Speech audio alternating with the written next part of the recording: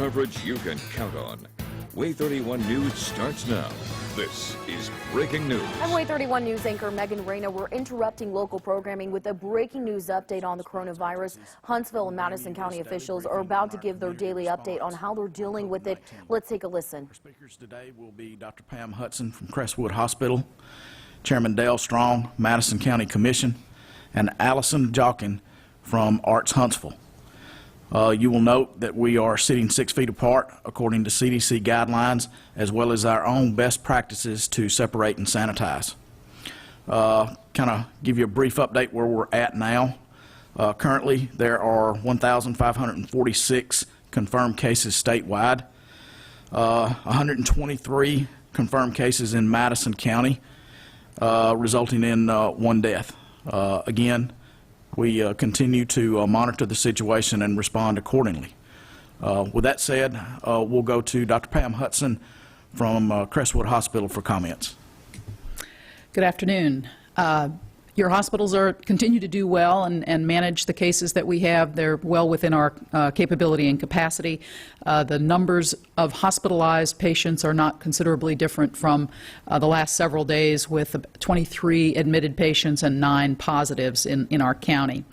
Our supply chain continues to be a worry for us, but we have multiple sites, multiple supply lines, and we continue to be hopeful that that will not be anything that limits us in the near future. The other precious resource that we worry about is our staff, and staff at the hospitals. I think the morale is good, and people continue to take good care of the patients that are non-COVID patients as well as the ones that are. So we're appreciative to their good work. I would like to thank the community and manufacturers who've been standing up to try to supply our personal protective equipment, and in particular masks, which is probably the topic of interest today. In the past week, you've heard from us and from David Spillers at Huntsville Hospital that both hospitals are moving towards a universal masking approach next week, and that is coincident with an appropriate supply of, in particular, the simple cloth masks. This doesn't replace personal protective equipment. Rather, it is in line with just good hygiene and mostly keeps anybody who might be infectious, who is not symptomatic, from accidentally spreading the virus. Big news yesterday was the CDC added the recommendation for the public to use masks in public. We heard from our health officer this morning some concerns that have been registered by the public in terms of understanding what that means. This does not mean in your own home. It does not mean in your own yard, but rather it is recommended if you go to places where you can't be assured that you're going to be able to maintain a 6-foot distance in order to conduct whatever business you are out managing. So, for example, to the grocery store, to situations like we have here in the chamber, where there's a number of people here. We're all trying to keep 6-foot distance, but some may feel that it's appropriate to wear because they can't guarantee that they can maintain that 6-foot distance. So again, not in your own backyard. And the types of masks we're talking about are simple cloth masks. There are a number of patterns that you can find out on the website. The ADPH has one, and I'd encourage you to take a look at using something like that when you are out in public and you can't be certain you can maintain that distance. So one of the things I've learned through all the recent weeks is that a mask is not a mask is not a mask. And also that masks, when not used properly, can actually cause more harm than they prevent. So I would like to spend just a couple of minutes talking about that. First, when you put a mask on, it is inevitable that you are going to touch your face more. See where the mask is. You're going to, when you put it on and take it off, you are going to be touching your face. So some added concern about that. Be very careful, and hand washing still has to continue at the same level or greater than what you would if you were not wearing a mask. The second is you should not wear a mask forever. You would want to make sure you're changing out the mask when it becomes wet or soiled. And if you're using a cotton mask or a cloth mask, You should launder it regularly, like at least once a day. And we'll probably, for our employees, probably issue 2 masks for them to wear in non-clinical areas in the hospital, so they always have a clean one. The second thing is you can wear a mask wrong. If you've seen on maybe it looks cool, the mask, and I have one here. This is not the kind of mask that we're talking about, but to demonstrate how you should not wear a mask. A mask such as this goes over your nose and mouth. It does not get pushed up on your forehead. It does not come down here for convenience or for somebody to read your lips, for example. So it is only effective if it fits fairly well over your nose and your mouth and is not pushed into the wrong places where it can pick up additional contamination. So again, great hand washing, correct placement, and good hygiene related to the use of the mask is really important, since we're all going to be using them a little bit more than we would have in the past. And that's all I have. Thank you, Jeff. Thank you, Dr. Hudson. Now we'll go to Commission Chairman Dale Strong. Thank you, Jeff. We've entered a new day in Huntsville and Madison County. On Wednesday of this week, I shared more than 170,000 people in the United States had tested positive for the coronavirus. And since then, more than 100,000 new cases have been added. That's almost double the number of cases in 3 days. At the time of that press conference 3 days ago, Alabama had 1,013 cases, and we now have more than 1,550 cases today, ranging from patients in ages 19 to 65. Madison County had 101, and we now have 123. Our local hospitals, doctors, and staffs have healed many, and some have a long way to go. Yesterday, Madison County Sheriff Kevin Turner shared that one of our sheriff's deputies has tested positive for the coronavirus, and that hits home to me as a leader of this county and the 370,000 residents that call Madison County home. This is another case contracted by one of our own, providing for his fellow man. Throughout Madison County and Alabama, we have continued to watch the number of coronavirus rise. This is something our local team has continually planned and prepared for, and we're doing everything we possibly can to inform and protect this community, along with our neighbors in Limestone, Morgan, Lauderdale, Lawrence, Franklin, Jackson, DeKalb, and also our friends in Southern Tennessee that are watching this press conference today. We need your help also.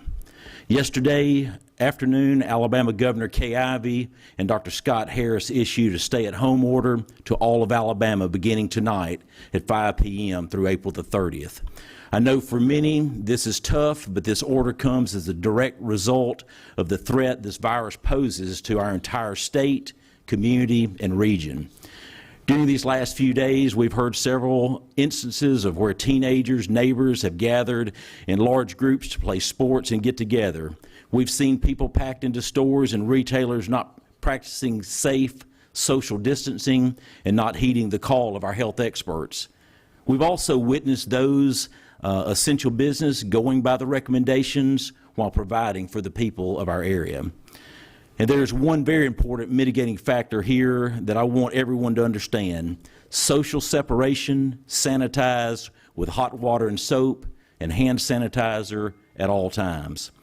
Late yesterday, the Surgeon General and the CDC issued guidance on wearing face masks in public, and here's why.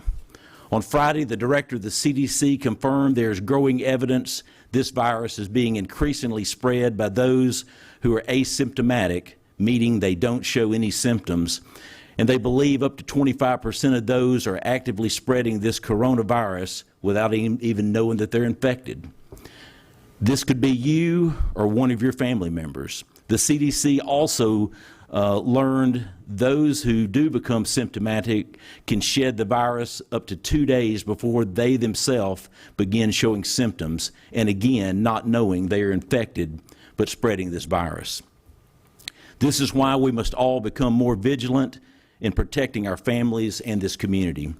We're all facing changes as a result of this virus. Many families are adjusting to parents working from home and kids being out of school. A lot of changes in how we do simple things. But these changes are for the health and safety of everyone everywhere.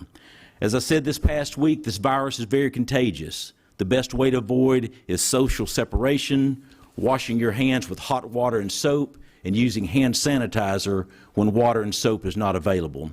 If we strictly follow these practices, significantly less people will be infected and the impact on our healthcare community will be lessened, and together we will overcome. Together, we have got to make this sacrifice to stop the transmission of this virus that currently has no vaccine. Our healthcare professionals are counting on each of us. We cannot risk overwhelming our local healthcare system because we know what is right. Today, that will impact health care for weeks to come by what we do today. Again, I will ask each of you to social distance, wash your hands with hot water and soap, and use hand sanitizer, and only one person go out for necessities. I thank each of you for what you're doing and your sacrifice for our community, Alabama, and our nation. It is my honor to serve as your chairman of the Madison County Commission. Thank you, Chairman Strong. Now we'll go to Allison Jockin from Arts Huntsville. Thank you. Again, I'm Allison Dillon Jockin with Arts Huntsville, the local arts agency serving the Huntsville metro area. Many people are turning to movies, TV shows, books, and music during their time at home due to COVID-19, and we are so fortunate across the Huntsville metro area that we have an incredibly creative community of musicians, artists, and arts organizations right here to entertain and inspire us. However, these artists and arts organizations are also sole proprietors and small businesses, and like so many people across the community, their businesses and their livelihoods are also challenged right now. While we can't gather together to enjoy their work today, they are still offering great virtual performances, artwork, and experiences to keep us entertained, comforted, and inspired during this period of social distancing. So today, I'm very happy to share with you a variety of ways that you can still experience the arts and also support our local artists and arts organizations during this time. To begin with, you should know that our arts and entertainment scene is still going strong.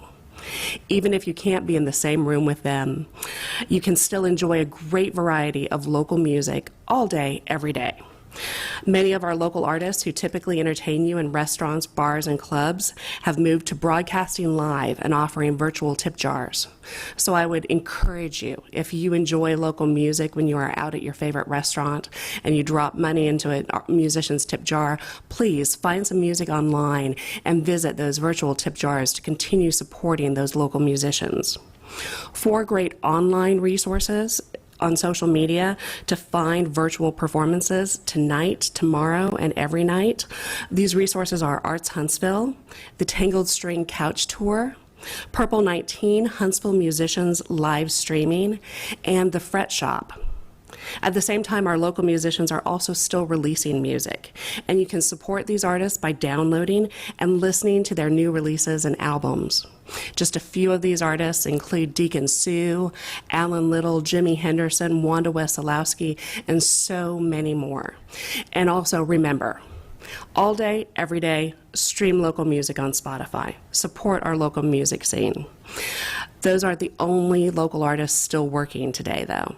We have so many visual artists across our community, incredibly talented small businesses and sole proprietors that are still working.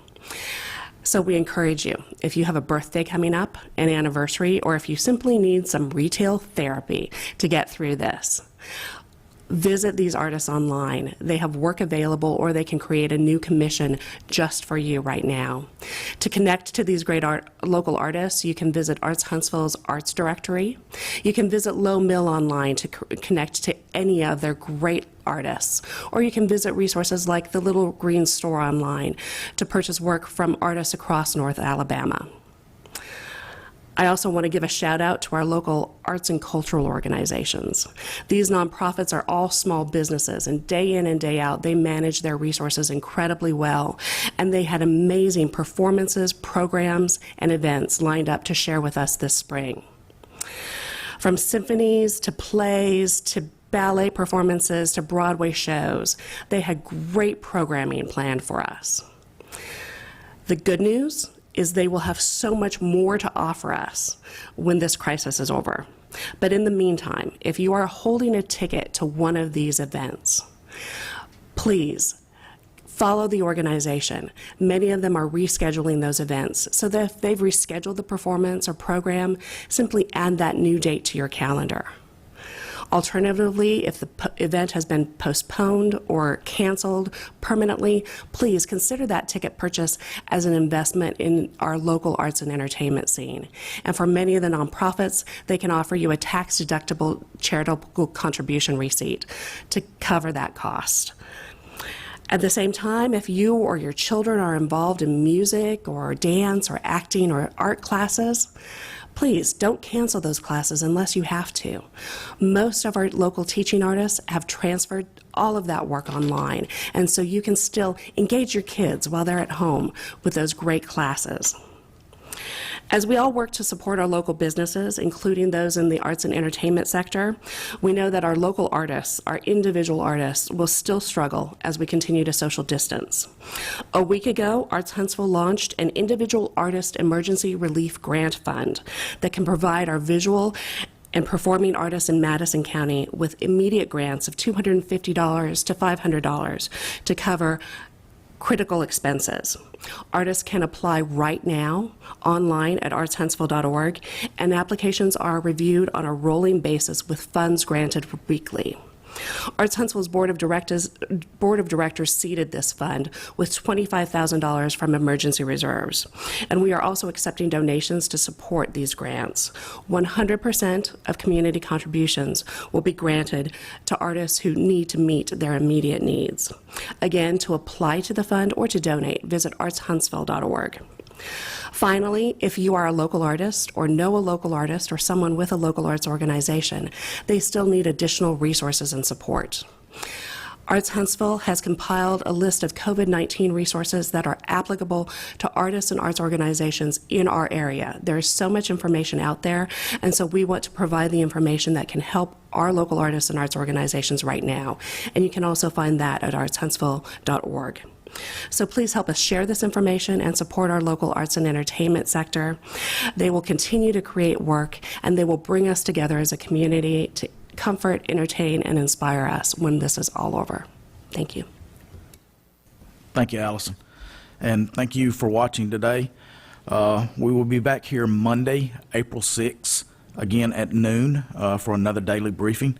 Until then, critical updates will be posted to the City of Huntsville's COVID-19 webpage, as well as the websites of our other partners here today. Until then, stay safe, stay separate, and remember to sanitize. At this point, we'll take questions. Again, as you come to the microphone, please identify yourself and who you are affiliated with. We will allow one question with a follow-up. And as we did yesterday, in order to speed things up, we do have 3 microphones. So if you do have a question, you want to go ahead and go to the microphone, we can be ready for follow-up questions. Just we need to make sure that we maintain our 6 feet distance. Good morning. I'm Dallas Parker with WH&T. I just wanted to ask maybe for a message to younger individuals. You mentioned the age range from 19 to 65 as far as this confirmed cases are concerned. Can you kind of explain why some of our younger people may be one of the biggest threats in spreading this? Just like everybody was when you were younger, you were invincible, you felt nothing would impact you, and that's the thing, that this virus does not discriminate. It's young, it's older, it's middle age, it's black, it's white, it's male, it's female.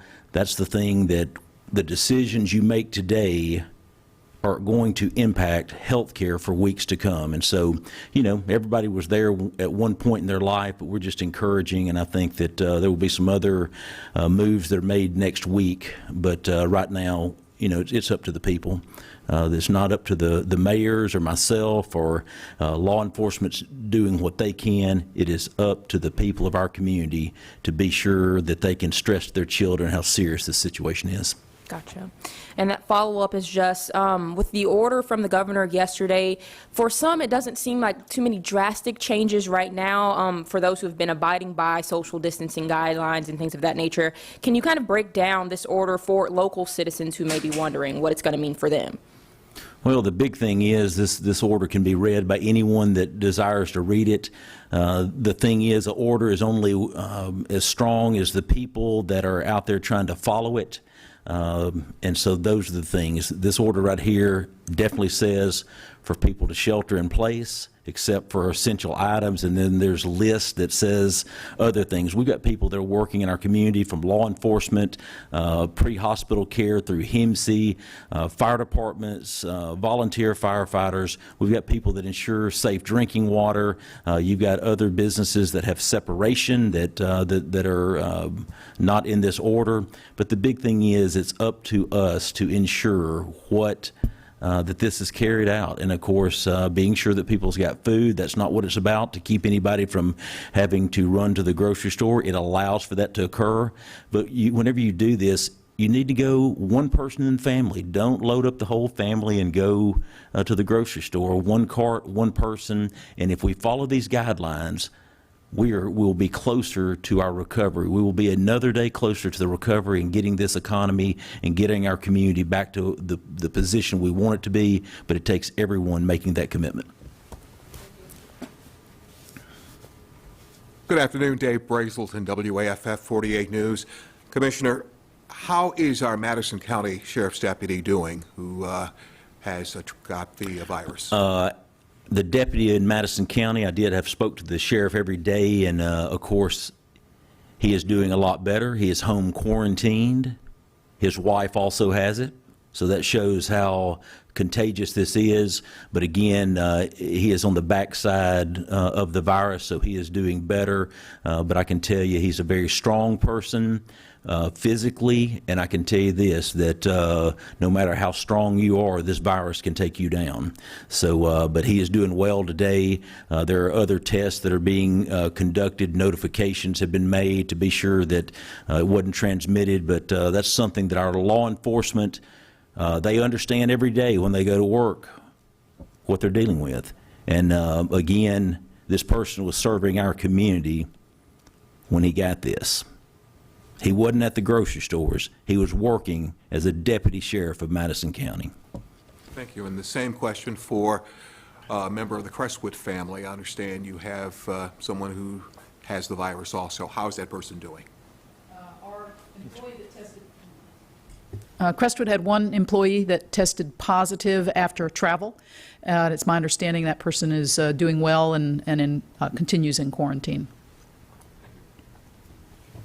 I'm Casey Albritton with Way 31 News. In regards to the new stay-at-home order, there are a lot of exceptions, and I was reading through it, and it seems like someone could just go out and say, oh, I'm going to the grocery store, I'm going to do this, when maybe they might not be doing that. Is there any suggestion that you guys have in order to keep this virus from spreading? Yes, I suggest that that they look at the 123 people in Madison County that have tested positive for this. That's the thing. You've got to understand how many people have tested positive with this, the impact on their families, the impact on healthcare workers. You know, the majority of the people that contract this will survive. You're betting that it's not one of your family members, and so that's the thing. It's a serious situation. This is the first pandemic I've ever dealt with in my lifetime of this nature, and we're fighting the unknown. And so right now, the best information, the best details that we've got is to keep people socially separated and to continue to sanitize. And that's the information that we want to stress to the people. But we're not here to try to scare anybody. but we want to get the facts to the people. That's what we're trying to do. And you'll see Mayor Battle, Mayor Finley, myself do the same thing, the CEOs from the hospitals. We've got a lot of our community that's working to provide some of those things that we're short on right now. We understand that they're going to go to work, but they're going to be separated while they're providing these much-needed supplies, and we continue to work toward that goal.